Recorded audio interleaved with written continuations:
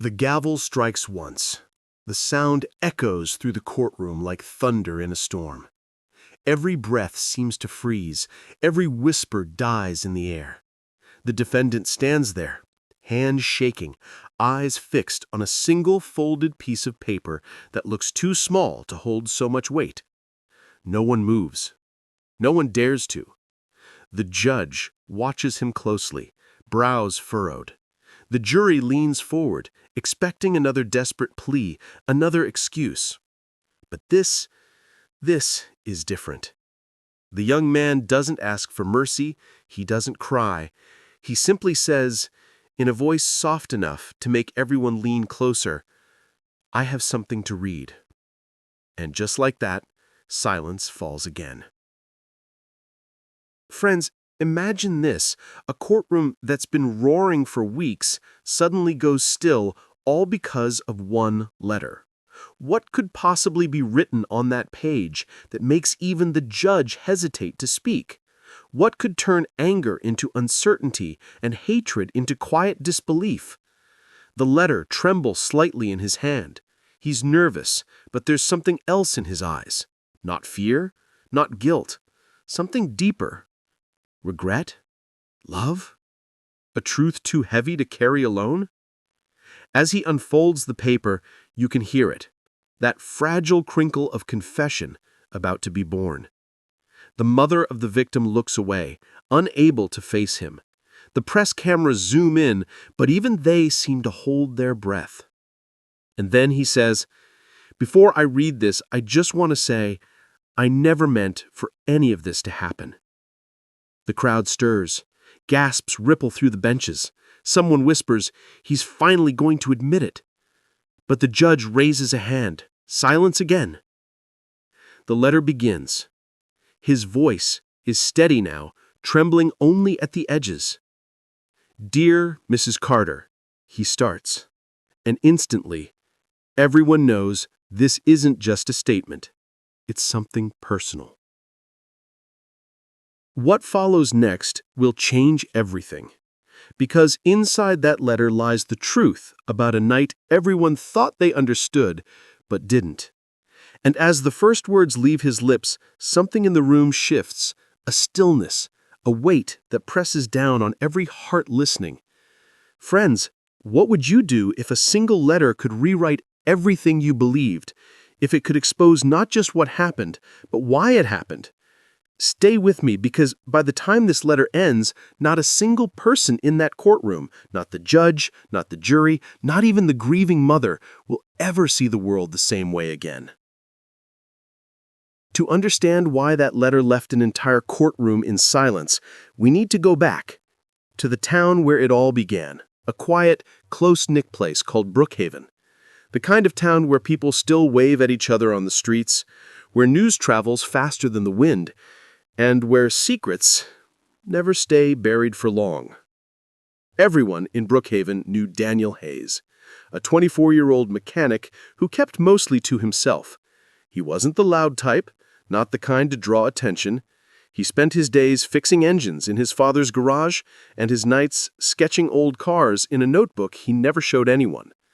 People called him polite, shy, maybe a little strange, but harmless. Then there was Ethan Carter, star athlete, local favorite, the boy who could do no wrong until the night everything changed. It was late, a stormy Friday. The roads were slick, the power was out in half the town. By morning, the police found Ethan's car crashed near the riverbank, and Daniel's fingerprints all over the door handle. Ethan was gone, and Daniel? Nowhere to be found.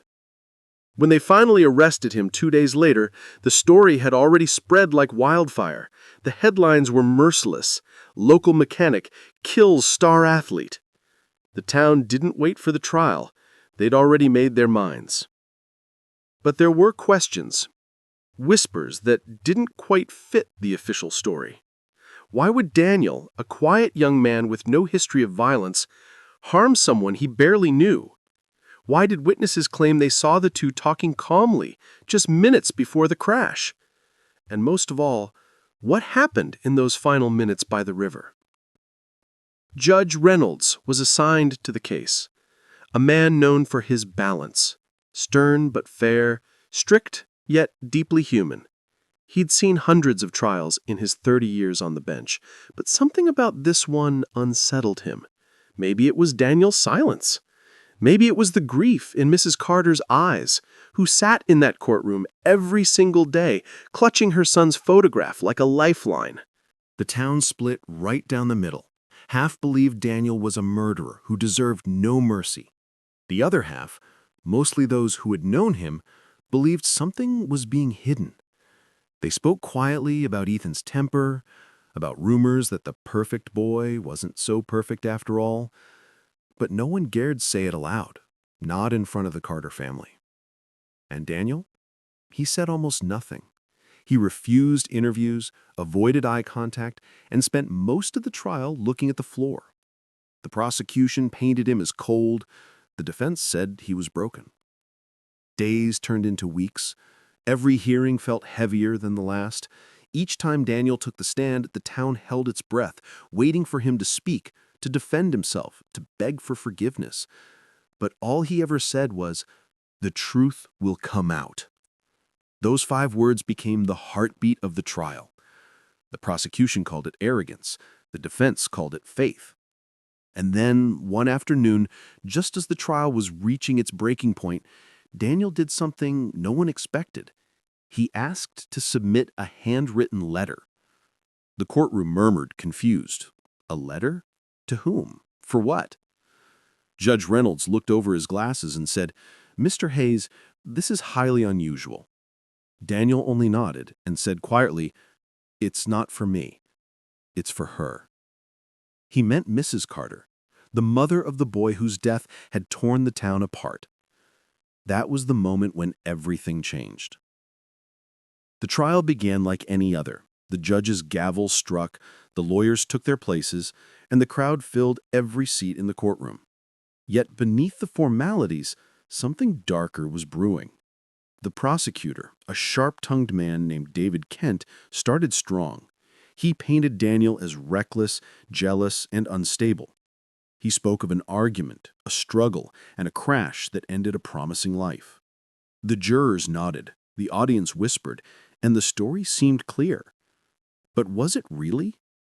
When the first witness took the stand, a young woman named Claire, who claimed she saw the 2 men together that night, her words didn't match the police report. She said they argued in the rain. The report said the argument happened hours earlier. Was it a mistake or something more? Then came Ethan's best friend, Mark. He spoke of Daniel's obsession with Ethan, how Daniel had once followed him home. The crowd gasped. But when the defense asked for proof, a message, a photograph, anything, Mark hesitated. "I just know what I saw," he said. How could he know something without evidence? The medical examiner revealed Ethan's injuries were consistent with a fall from the embankment, not necessarily with being pushed. That raised eyebrows. The prosecution suggested Daniel could have caused the fall, but the word could hung in the air like smoke. Could or didn't. Outside the courthouse, the crowd shouted for justice. Inside, small cracks began to appear in the story. Why was Daniel's phone found in Ethan's car? Why was there a deleted voicemail where Ethan said, "I need to tell the truth before someone gets hurt"? What truth was Ethan talking about? Through it all, Daniel remained silent. His lawyer urged him to testify, but he refused. Not yet. The time isn't right. The courtroom grew restless. The public grew impatient. Even Judge Reynolds seemed torn.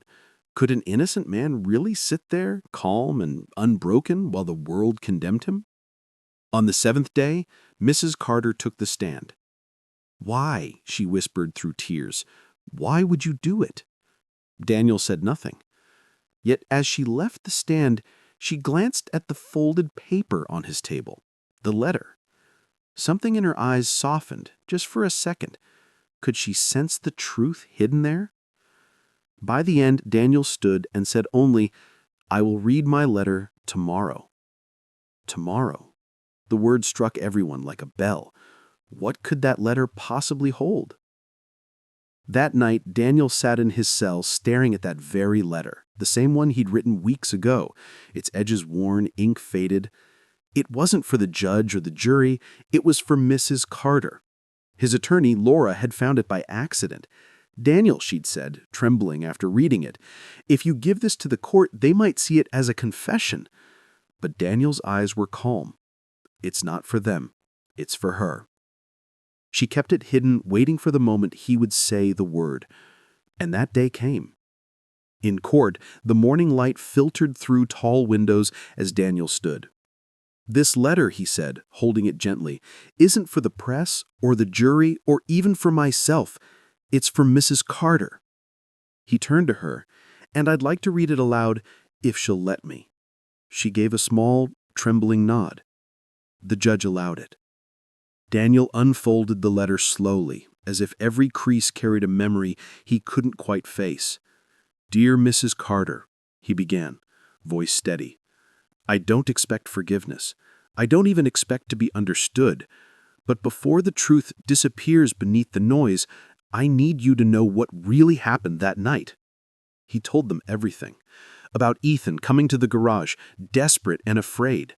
About a secret, that he'd done something terrible, and about how Daniel only wanted to keep him safe. I was wrong, Daniel said. I thought I could save him. He described the crash, the struggle, and the moment Ethan slipped down the embankment. I ran after him, he said, but when I reached him, it was too late. His voice broke. I never killed Ethan, Mrs. Carter. I tried to stop him. I tried to bring him home. The courtroom erupted. Gasps, disbelief, tears. Daniel continued, revealing that Ethan had left a voicemail. If you find out before they do, tell my mom I'm sorry. It had been on Daniel's phone the entire time, never checked by investigators. He finished with words that silenced even the hardest hearts. I stayed quiet because I thought you needed someone to blame. Maybe my silence could give you peace, even if it destroyed me. Then Mrs. Carter stood, trembling, tears streaking her face. If what you're saying is true, she whispered, then my son died scared and ashamed, not because of you, but because of what he'd done. Daniel nodded. He didn't want to hurt anyone, ma'am. He just couldn't face what he'd become. She looked at him for a long, endless moment.